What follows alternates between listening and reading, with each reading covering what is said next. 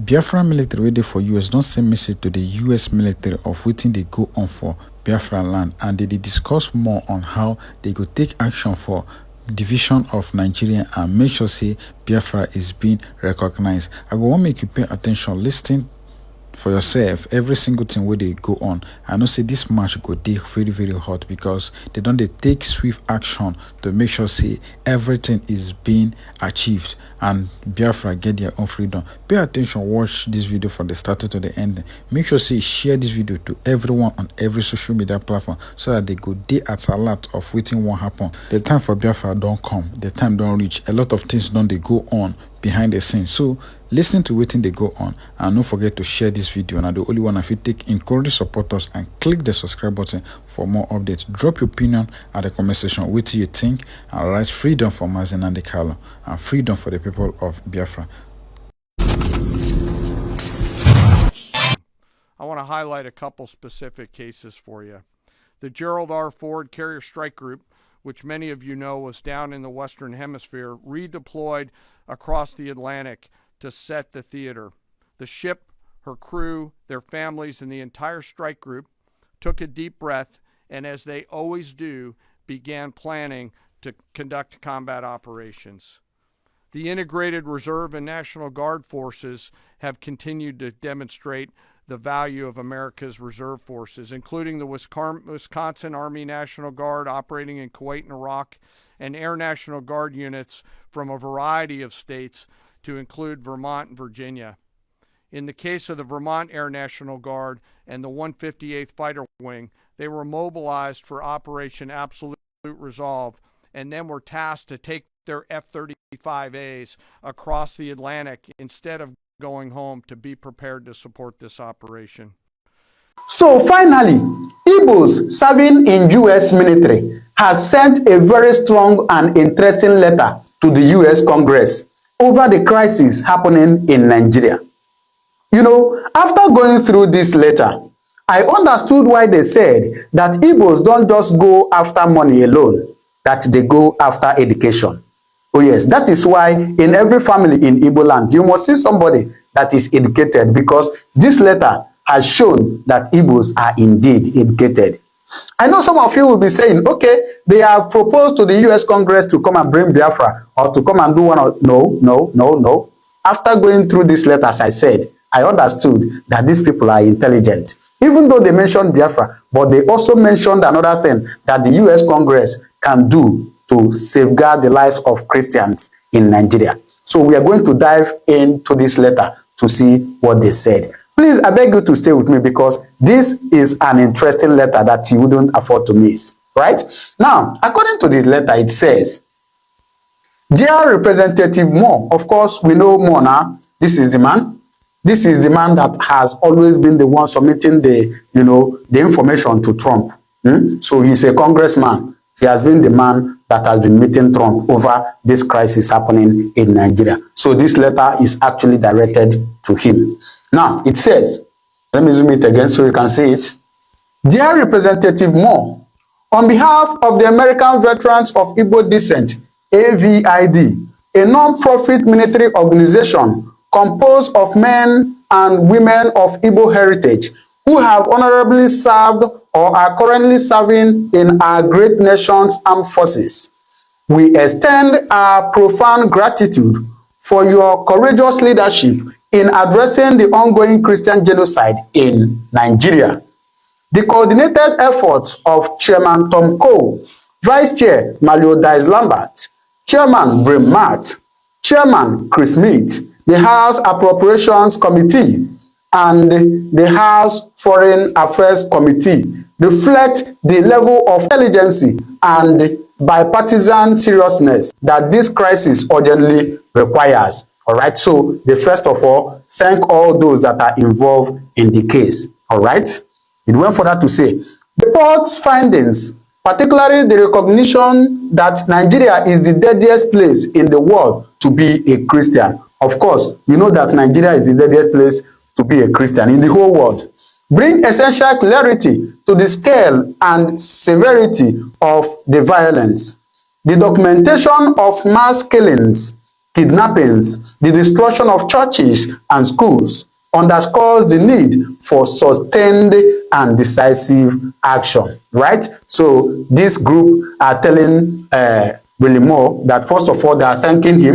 Then apart from thanking him, that they know that this crisis going on in Nigeria needs a very urgent and sustained actions, right? So they went further to say, we commend you for your recent report to the White House presenting actionable solutions to end the persecution of Christians in Nigeria.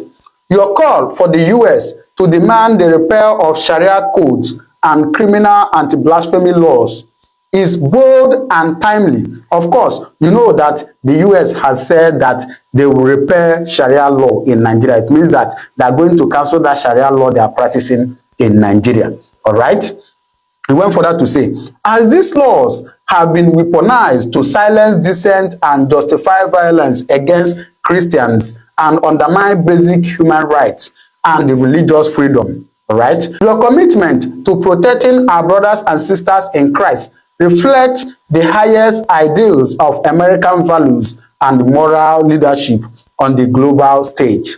Thank you for your hard work in this critical case. All right, so they are still thanking and also acknowledging his hard work, you know, on this issue of Nigeria. All right, so finally went down to say, in light of the escalating crisis, we urgently request that you advocate for the US government to support the creation of a sovereign safe zone for Judah minus Christians and push for the restructuring of Nigeria. So this group now is telling really more to please tell the US government or advocate to the US government that the best way to solve the issue going on in Nigeria is by creating a sovereign safe zone for Judah Christians. Some people call these Judah Christians, some people call it Judah minus Christians. So whichever one, but it simply means Judah Christians, right? Jewish Christians, or Jewish rather, all right? So this group is advocating or is, you know, proposing to really more to advocate for creation of, you know, this sovereign safe zone or restructuring. So they propose two things, the creation of a new state or restructuring, all right? He said, this would allow persecuted Christians to strive without fear of Islamic and Fulani terror, providing a secure space for them to practice their faith and contribute to regional stability. This initiative aligns with Americans' commitment to self-determination, religious liberty, and protecting vulnerable populations, representing a significant step towards addressing the ongoing genocide. All right. So finally, they said, we stand ready. All right. He says, we stand ready to provide any additional information, veteran perspectives, or testimony that may assist your efforts.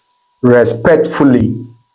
So this is what they said, that the only thing they are requesting is that they create a sovereign safe zone or restructuring.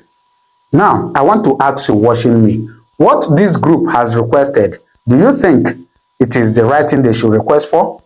Creation of a sovereign safe zone or restructuring. Now I ask you, do you support restructuring or creating a safe zone, which is, you know, creating another state out of Nigeria? Which one do you support?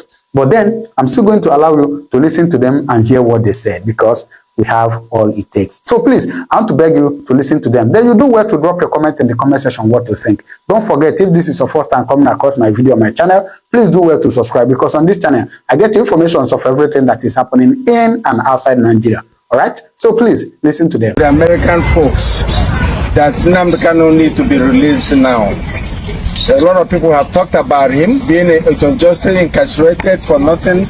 He is not the problem of Nigeria. If anything, he's the solution to solve Nigerian problems. We're asking President Tinubu, just like we asked President Buhari, that got him in the first place, to release him. They have not done anything to anybody. On this note, we are reminding the world about what happened in January 2017, when inauguration of Donald Trump was celebrated in Port Harcourt, and the Nigerian government shut down and killed over 27 young youths of Igbo descent, IPOB young stars, for doing nothing but cheering up the president of their choice. This happened and nobody have been brought to account for that. We are asking that the government of the United States under Donald Trump, president, to look into that massacre, because it was democracy that was being celebrated, and those youths were happy, rejoicing that such a good thing happened, and the military went and killed them all like chickens. We continue to ask, what is it that you're holding Nnamdi Kanu for? And we believe, as a British citizen, the British government's hand is in it, because Nnamdi was discussing about the atrocities they're doing in Nigeria. They don't want any development in Nigeria. Everything that we are doing is what Nnamdi was preaching on, and everything he have said before have happened today, and it's still happening. The jihadis coming in to work for the British government and to be killing people, the Fulani herdsmen, the terrorists, and that's what they are, killing people, trying to displace indigenous people, trying to take their lands from them, land grabbing. We want the world to look into it, more especially the United States government. For one thing, if nothing is done, once these jihadis get hold of the southeast, the Christians that they're trying to exterminate, they will have hold of the sweet crew. And once that happens, the next thing will be to challenge the United States and even the Britain that is encouraging them to do their bad deeds. At the 2025 press conference, the American veterans of Igbo descent addressed the worsening security situations in Nigeria, particularly in the southeast. They emphasized that in the absence of effective protection from the government, communities must be allowed and empowered to defend themselves against banditry and violent attacks. They call on local and international bodies to recognize self-defense as a human right in areas facing persistent violence. The Director General of DSS, who in American context we might equate to the Director of Homeland Security, is a special government official in Nigeria who is privy to top secret intelligence actually. For him to step forward and publicly told Nigerians, arm and defend yourselves, tells me a couple of things. One, Nigeria is either becoming a failed state or is already a failed state. Why? Because he said that they don't have enough government manpower to defend you. The military, the police, the DSS, that they don't have enough power to defend their citizens. What is the primary responsibility of any government, democratic government? To defend the lives and property of the people. So, for the director of DSS to say, we don't have what it takes to protect you Nigerians, it means that they are incapacitated. Self-defense is a natural phenomenon. If I were to pinch you now, you would blink unconsciously in defense of yourself. So self-defense is a natural phenomenon. But in the context of the DSS, honestly, I wasn't expecting that we shall come to that level at which the common people are required to arm themselves and defend themselves. But guess what? It has happened. In other words, what it means is you're on your own. If anything happens to you, you have yourself to blame. Now, because self-defense is a natural phenomenon, I have never read about any law, moral law, Christian law, civil law, natural law that is against self-defense. None whatsoever. But you know what? Where you have a good government, you take it for granted that you are protected. And so it's not even a question of whether I support it or not, or whether it is legal or not. And then for the government to say, defend yourself. Now, we are taking self-defense to a higher level. The level of you have to do everything possible to protect your life. Your life is the most precious gift God has given you. Very, very precious. God has given us a precious life to take care of, and we should guard it judiciously. But what is happening in Nigeria is that a group of bandits, terrorists, have taken it upon themselves to be massacring people at will. They carry arms all over the place, unchecked, unhindered. And they are decimating ethnic groups. In the name of herders, farmers, clash, rubbish. There is more to it. There is a hidden agenda. Avid emphasized that Nigeria's constitution mandates the enforcement of judicial decisions. They referenced Section 287, which states that decisions from the Federal High Court and other courts must be enforced throughout Nigeria. Despite this, a Federal High Court ruling in October 2022 declared Kanu's arrest and detention illegal. Yet, the Nigerian government continued his detention, violating constitutional obligations. Avid argued that Kanu's case has evolved from a legal issue to a political one, placing the responsibilities for his release within the executive power of President Bola Tinubu. They urged the president to either restore Kanu's unlawfully revoked bail or discontinue his prosecution, emphasizing that the matter now falls under the president's discretion. Avid outlined several practical and constitutional steps that can be taken to secure the release of Mazi Nnamdi Kanu. Well, there are several precedents. One, during apartheid, South Africa was suspended from the United Nations General Assembly until Nelson Mandela was released. And there's nothing that prevents petitions now to the United Nations General Assembly insisting that Nigeria be suspended until they release Nnamdi Kanu. That's one possibility. Another would be if you had the president issue an executive order says there are going to be no Nigerian visas to visit the U.S. until Nnamdi Kanu is released. That would impress upon all Nigerians the penalty they're paying because the government is being so lawless and tyrannical. There are other options like having an international arms embargo on Nigeria until Nnamdi Kanu is released, having very, very high tariffs on anything sold by Nigeria until Nnamdi Kanu is released. These are financial pressures. They've been utilized in other countries in the past. It's a matter of political will, not law. Avid condemned the persistent violence against Christian communities, particularly in the Middle Belt and northern regions, where church leaders and worshippers have been targeted by armed groups. They noted that these attacks have intensified over the years, with little to no accountability from the authorities. Avid criticized the Nigerian government's disregard for judicial rulings, specifically the 2022 Federal High Court decision that declared Kanu's arrest and detention illegal. Despite this ruling, Kanu remains in custody, a situation Avid deems a violation of constitutional and human rights. 10 years that I was there, it was quite peaceful, at least in the southeast. Some of this was brewing already in the north, but in the southeast and the spaces where I was at with the Igbo, quite frankly, was fairly peaceful. And then, right around the time actually when they put Mazi Nnamdi Kanu under chains, things blew up. And more than that, I think when people in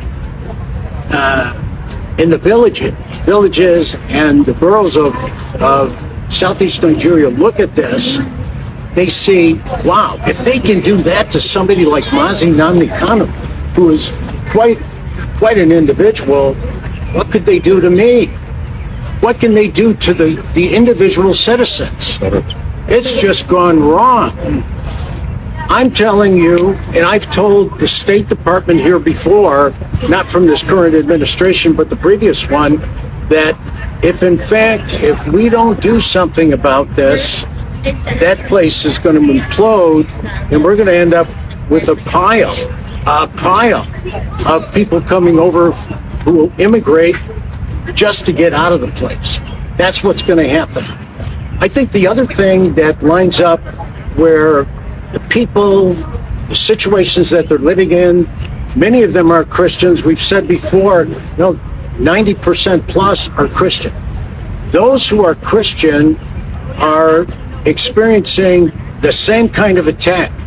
There's a group in Southeast Nigeria called Inner Society, and they're a data crunching kind of group.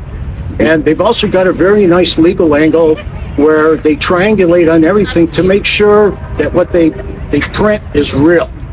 And they printed a statistic where they said just recently that for a period of 9 years, there were more than 30,000, mostly Christians, either killed or extremely violated. And even since they printed that, another 9,000 have been added to the list. So you're talking about 40,000 people. When we had our 9/11 here in the U.S., it wasn't anywhere near 40,000. Look at the reaction we had. 40,000 people being killed or violated should draw an unbelievable personal explosion. I think one of the things that people need to do, citizens, whoever is a citizen in Nigeria listening to this broadcast, need to really think this way. I used to work for a guy who said, you know what, now that we've had all this discussion, that's all wonderful, but tomorrow morning when you wake up, what are you going to do? What are you going to do?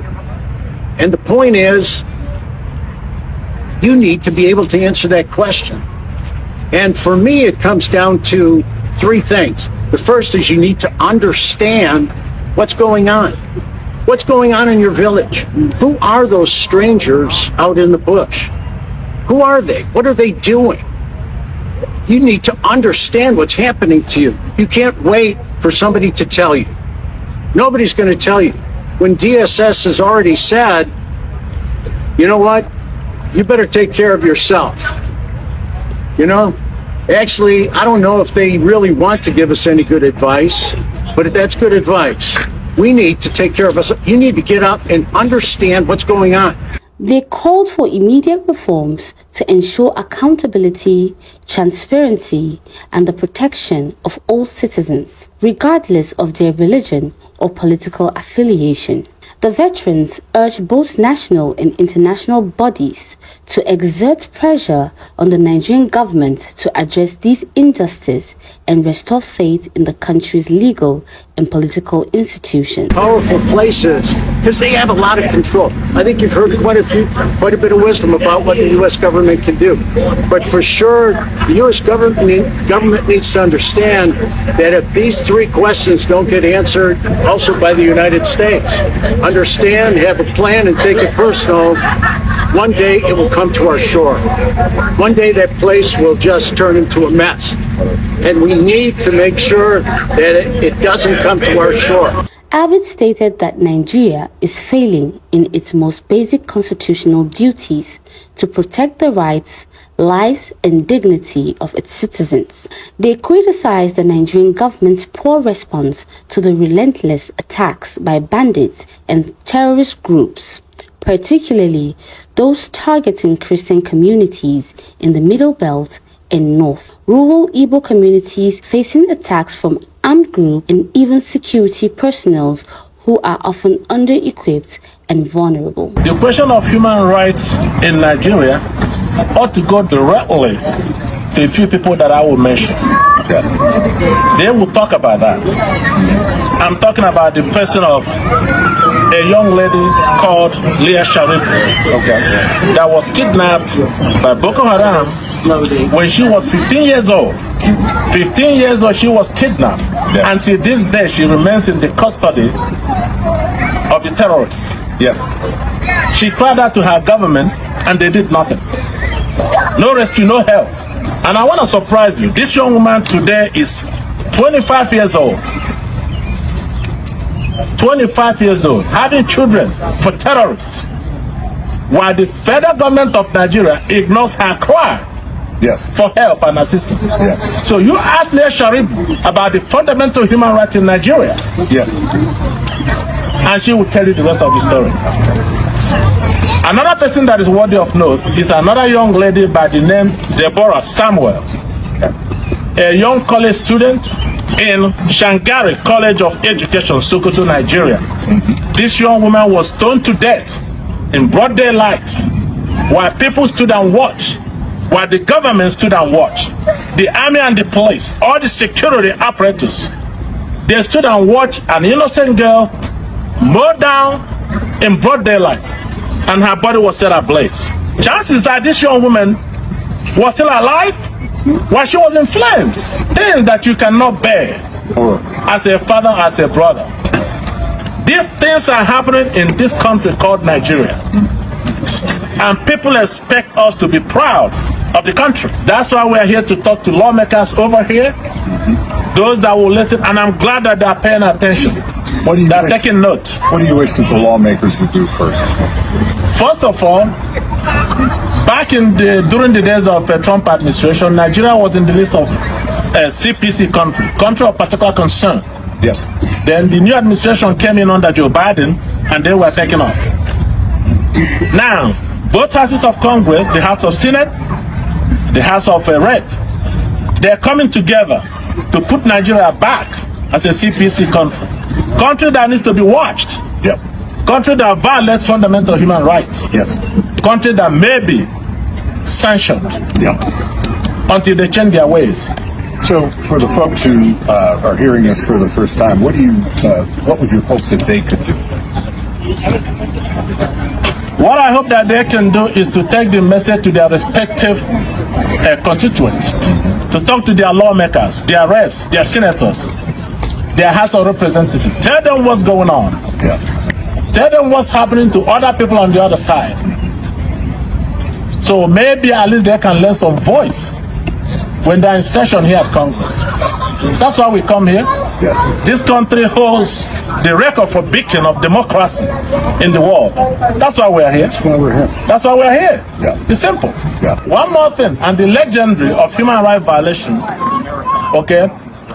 ought to be referred to a man in the person of Nnamdi Kanu. Nnamdi Kanu's continuous incarceration is the primary reason why we're here. We are here to call for his immediate and unconditional release, as already decided by United Nations back in 2022. For people that do not know Nnamdi Kanu, today he's being referred to as a secessionist.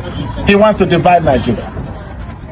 But I want to let you know one thing, how this young man started this whole thing. He did not start this whole thing by calling for Biafra or calling to be separated from the nation. He started in the year of 2012 and 2013 in London, on the streets of London, calling for one Nigeria, for unity, for the government to pay attention to the suffering of the people. The children are suffering. There's no job, unemployment everywhere. Our young people has taken up to criminality. So Nnamdi Kanu saw this and he began to preach, to talk about it. He wasn't calling about secession. He wasn't calling for Biafra. He was just a devoted citizen of the country. Well, seeing that fell a deaf ear, so he began to call for a referendum. What is a referendum? An opportunity for men and women, citizens of a particular country, to come together lawfully and decide their self-determination. Decide who to govern them, to elect government over them. It's called government by the consent of the governed. There's nothing wrong with that. And for that, this young man was arrested in 2015 and put in prison. And 2 years down the road, he was granted bail and was allowed to go home. While he was enjoying his bail, preparing to come to court, consistent with the bail conditions, he was invaded by the same government that granted him bail. A combined forces of the military, the Air Force, Navy, all of them invaded his home on a planned assassination attempt. They called it the legendary Python dance. Python should be dancing in the forest, not in a village where there were women, children, and elderlies. That's where the Nigerian military came to operate their Python dance. But at the end of the day, when the Python has finished dancing, scores of human beings were left dead. Properties were destroyed. Where is the justice? Where's the government? Where's the right of the people to be protected? And miraculously, Nnamdi Kanu escaped that very assassination attempt. And in 2021, June of 2021, they tracked him down and kidnapped him while he was on official duty in Kenya. As far as we are concerned, there is no democracy in Nigeria. Beyond the immediate concern of Kanu's release, Avid called for a return to Nigeria's 1960 and 1963 regional autonomy framework. They argued that this restructuring would address long-standing socio-political and security challenges, promoting equitable governance and national stability. Is that it's the subject of fear.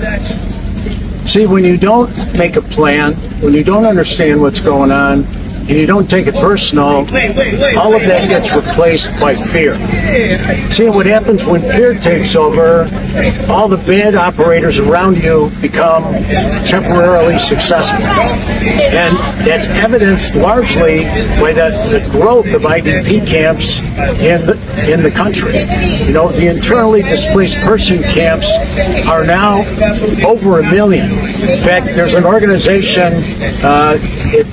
they publish a thing called an IDP Atlas. And in the Atlas, they quote that 1.34 million people are now in camp. Avid emphasized that Kanu's prolonged incarceration has inflicted deep trauma on his family, particularly his younger brother, Prince Emmanuel Kanu.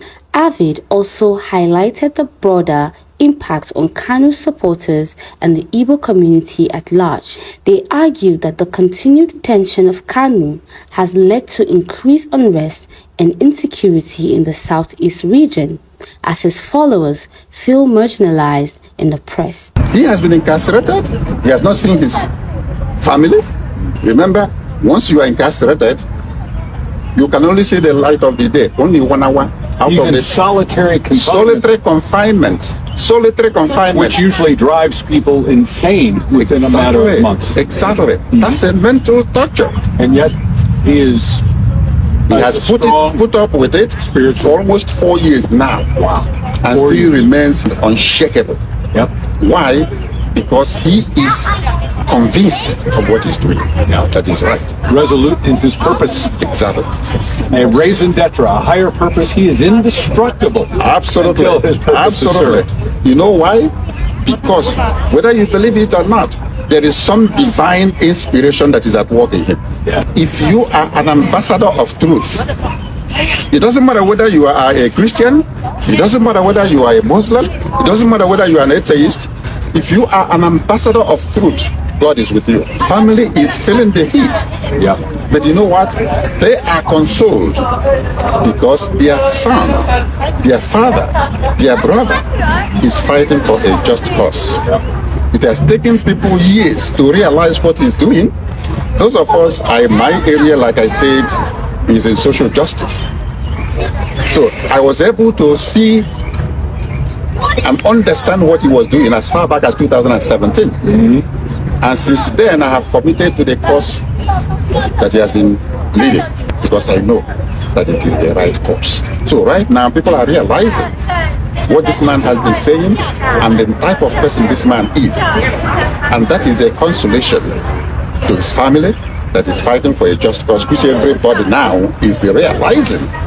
And it's also a consolation to our people that he was able to withstand all the torture, all the criminal harassment, and still remain the same. In conclusion, the American veterans of Igbo descent declared that the continued detention of Nnamdi Kanu is an unjust and unconstitutional act that reflects a deeper failure in Nigeria's justice system. They warned that the government's disregard for court rulings, its inability to protect lives and property, especially in Christian and minority communities, and the suffering inflicted on Kanu's family and followers are alarming signs of a nation in crisis. They called on President Bola Tinubu to use his executive powers to release Kanu as a necessary step towards justice, national healing,